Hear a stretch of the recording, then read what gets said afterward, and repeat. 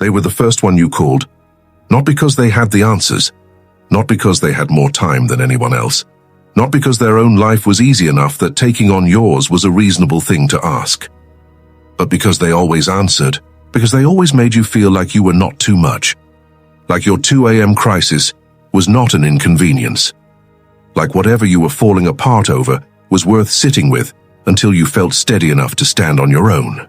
They showed up every single time. And right now, in this exact moment, nobody is showing up for them. Nobody is asking how they actually are.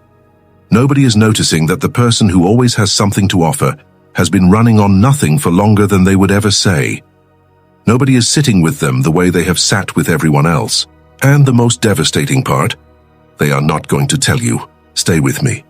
Because what Carl Jung discovered about what happens inside an empath when nobody checks on them, the specific psychological damage that occurs not from cruelty, but from simple, invisible absence, will permanently change how you see the strongest person in your life. And by the end of this, you will understand that their silence is not peace.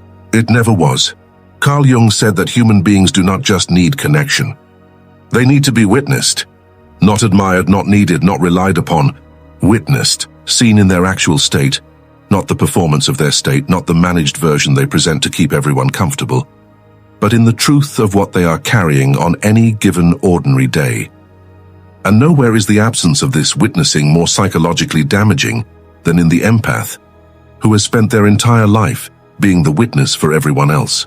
You see, most people think empaths are fine without being checked on, because they seem fine, because they function, because they continue showing up and giving and holding space with a consistency that makes the people around them forget that consistency has a cost.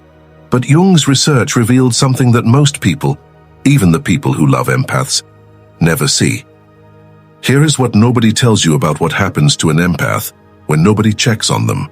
And trust me, once you understand this, you will never again mistake their silence for strength. According to Carl Jung, every empath carries within them what he called the invisible emotional ledger, a record, not conscious, not deliberate, but running continuously beneath the surface of every relationship they are in, of what is being given and what is being received. Most people assume the empath's ledger is always in surplus, that they give so freely and so naturally that the giving itself is enough, that the satisfaction of being needed fills whatever space receiving might otherwise occupy. But Jung discovered something that contradicts everything that assumption is built on. He said that the human psyche, regardless of how naturally generous it is, cannot sustain indefinite output without input. Not because generosity runs out, but because the person doing the giving is still a person, with a nervous system that needs tending, with an interior life that needs attention, with a hunger for the specific experience of being seen that does not disappear simply because the empath has learned to function without it. Jung called this the depletion of the unwitnessed soul. The specific psychological damage that accumulates, slowly, invisibly, beneath every act of giving that was never met with someone turning around and asking how the giver is doing. And he said it is one of the most common and least acknowledged wounds an empath carries. But here is where it gets dangerous for empaths specifically, and this is where Jung's work becomes absolutely essential. Carl Jung discovered that the empath who goes unchecked does not just become tired. They begin to disappear. Not visibly, not in a way that announces itself or demands attention, or gives anyone around them a reason to notice that something has changed. They disappear in the specific way that only empaths disappear, by becoming more functional on the outside, as they become more absent on the inside. The performance gets better, as the person behind the performance gets further away. The showing up becomes more reliable, as the one doing the showing up becomes less real to themselves. Jung called this the hollowing of the helper, the process by which the empath, denied the experience of being witnessed, of having their own interior life acknowledged as real and significant and worthy of someone's sustained attention, gradually loses contact with the parts of themselves that exist beyond the function of caring for others. They stop knowing what they feel, not because they stopped feeling, because for so long nothing they felt was ever the point. Listen carefully to what happens next, because this is where everything shifts, because Jung identified something specific that the unchecked empath starts doing, something so quiet and so automatic that the empath themselves rarely notices it happening. They start editing their needs before they can be expressed, not in the dramatic way of someone suppressing obvious distress, in the small daily way of someone who has learned, through the accumulated evidence of being the one who is always fine, that their needs will not be met with the same quality of attention they give to everyone else's. So they pre-edit. They assess the need before it surfaces. They measure it against an invisible threshold of legitimacy. They ask themselves, without knowing they are asking, is this significant enough to say out loud? And almost always, the answer is no.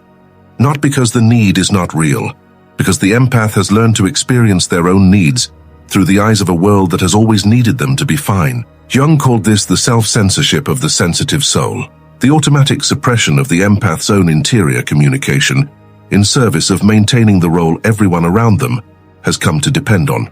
And the psychological cost of this self-censorship, compounded over months and years of editing their own needs out of existence before they can be expressed, is something Jung described as catastrophic to the empath's sense of self. But here is the part that will absolutely change your life, because Jung did not just document this damage. He discovered exactly what it costs the empath in the place nobody thinks to look: their belief in their own worth. Jung was specific about this. He said that the experience of being consistently witnessed, of having someone turn toward you and ask how you actually are, and stay long enough to actually hear the answer, is not a luxury for the human psyche. It is a fundamental psychological need, as essential as sleep, as non-negotiable as food. The person who is never witnessed does not just feel lonely. They begin slowly, structurally, below the level of conscious awareness, to doubt the reality of their own experience, to wonder whether what they feel is significant enough to exist, to question whether the interior life they are living is worth anyone's attention.